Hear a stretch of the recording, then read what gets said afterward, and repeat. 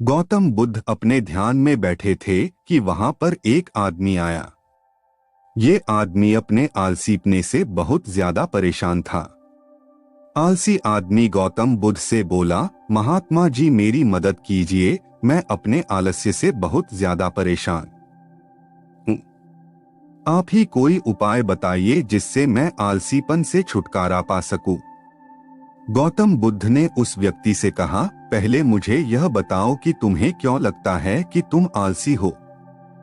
आलसी आदमी बोला, सिर्फ मुझे नहीं, मेरे परिवार वालों को और मेरे आसपास के सभी लोगों को ऐसा लगता है कि मैं आलसी हूँ।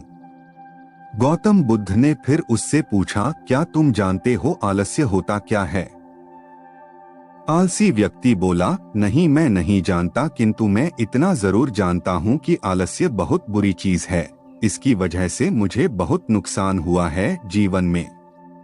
गौतम बुद्ध बोले, जिस परेशानी से तुम छुटकारा पाना चाहते हो, पहले उसके बारे में पूरी जानकारी ले लोगे तो उससे छुटकारा पाना आसान हो जाएगा। आलसी व्यक्ति बोला, भगवान इतनी बुद्धि तो मुझ में नहीं है, आप ही मुझे इस समस्या के बारे में जानकारी दीजिए। गौतम बुद्ध बोले, आलस्य एक मानसिक अवस्था है, एक विचार है जिसे जाने अनजाने में हम खुद ही जन्म देते हैं। आलस्य दो मूलभूत कारणों की वजह से ही जन्म लेता है, एक है शारीरिक और दूसरा मानसिक। शारीरिक कारणों में पहला कारण है गलत तरह का भोजन। हम सभी जानते हैं कि हमारे शरीर को भोजन से ऊर्जा मिलती है और यह ऊर्जा सजीव चीजों से मिले तो अच्छी, यानी कि प्राकृतिक रूप से जो हमें भोजन की वस्तुएं प्राप्त होती हैं, उनसे अगर यह ऊर्जा मिले तो हमारा शरीर इससे अच्छी ऊर्जा प्राप्त करता है। इससे उलट यदि हम निर्जीव वस्तुओं से ऊर्जा प्राप्त करते हैं तो यह हमें आलस्य की ओर लेकर जाती है। दूसरा कारण हमारी शारीरिक गतिविधियां भी हमें आलस्य के चंगुल में फंसा सकती है। गौतम बुद्ध ने आलसी व्यक्ति को अपने शिष्यों की तरफ इशारा करते हुए कहा कि देखो, इनके चलने फिरने बैठने के तरीकों में तुम्हें कुछ अलग नजर आ रहा है।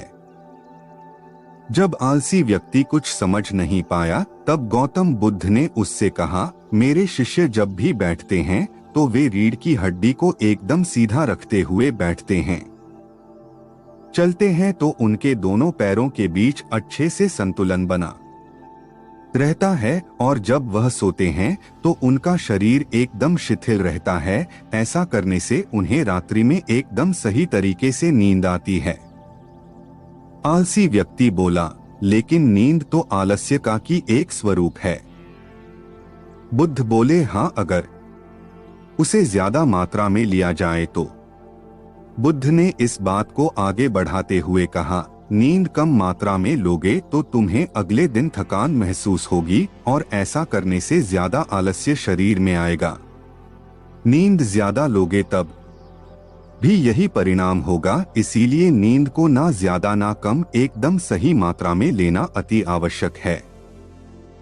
आलसी व्यक्ति बोला, हाँ, यह तो मैंने भी अनुभव किया है।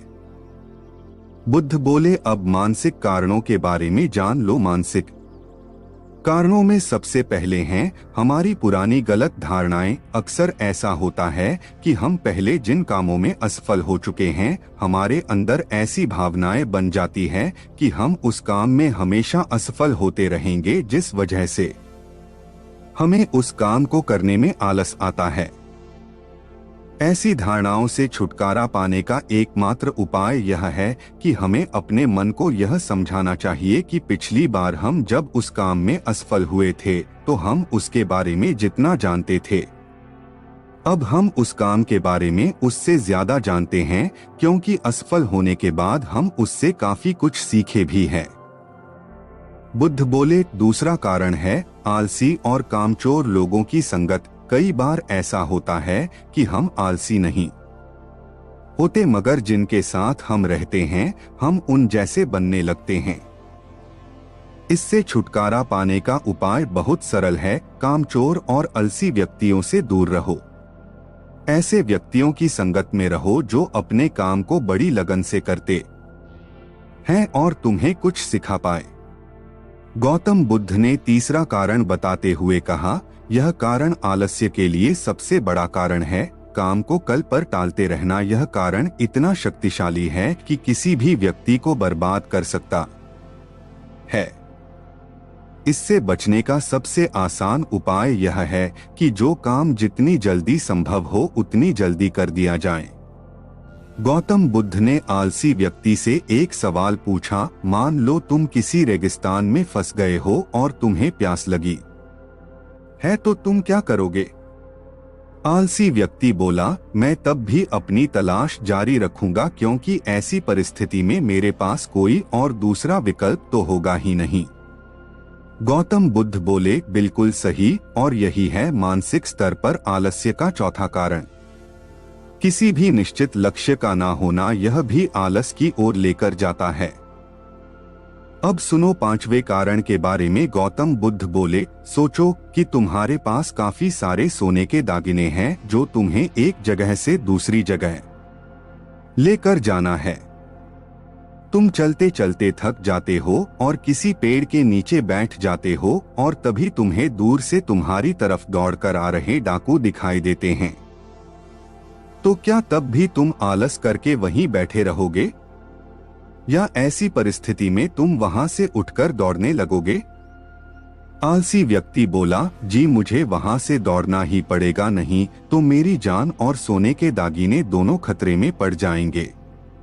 बुद्ध बोले, यानी कि तुम्हारे पास एक ठोस वजह होगी दौड़ने के लिए, यही है आलस्य का पांचवा कारण, किसी भी काम के लिए ठोस वजह का ना होना। आलसी व्यक्ति महात्मा बुद्ध की बातों से संतुष्ट हुआ। वह बोला, महात्मा जी, मैं अब आलस्य के बारे में सब कुछ जान चुका हूँ और अब मैं इन सभी कारणों पर काम करूंगा और अपने आलस्य को दूर भगा दूंगा।